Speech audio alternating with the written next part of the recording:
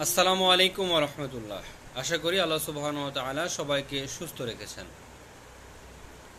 জীবনে যত কঠিন সময় আসুক না কেন, যত খারাপ সময় আসুক না কেন, আল্লাহ সুবহানাহু ওয়া তাআলা আমাদেরকে কখনোই কোনো সময় এমন কোনো পরীক্ষার মধ্যে ফেলে না বা এমন কোনো অবস্থার মধ্যে ফেলে না যা থেকে আমরা সফলতা অর্জন করতে পারবো না, কিংবা যে পরীক্ষায় আমরা উত্তীর্ণ হতে পারবো না।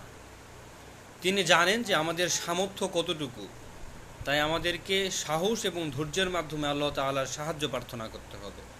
এবং সাহায্য প্রার্থনার সিস্টেমটাও এবং কিভাবে করব সেটা আল্লাহ তাআলা আমাদেরকে বলে দিয়েছেন। ওয়াস্তাঈনু বিস-সাবরি ওয়াস-সালাহ, সাহায্য প্রার্থনা করো নামাজ এবং ধৈর্যের মাধ্যমে।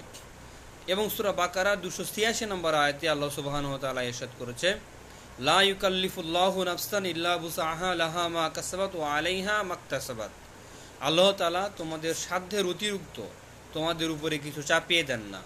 এ থেকে বুঝতে পারলাম যে আল্লাহ তাআলা আমরা যতটুকু পারবো, আমাদের যতটুকু সামর্থ্য আছে, আল্লাহ তাআলা সেই পরিমাণ জিনিসই বা সেই পরিমাণ কষ্টই আমাদের উপরে চাপিয়ে দেন বা সেই পরিমাণ কষ্টই আমাদেরকে দেন, যে এর মাধ্যমে আমরা আল্লাহ তাআলা নৈকট্য যেন অর্জন করতে পারি। অর্থাৎ এটা আমাদের জন্য একটি পরীক্ষা। সুতরাং ধৈর্য ধরে নামাজ এবং ধৈর্যের মাধ্যমে আল্লাহ তাআলার সাহায্য প্রার্থনা করতে হবে এবং চেষ্টা চালিয়ে যেতে হবে। সফলতা দেওয়ার মালিক আল্লাহ সুবহানাহু ওয়া তাআলা। সবাইকে ধন্যবাদ। আসসালামু আলাইকুম ওয়া রাহমাতুল্লাহ।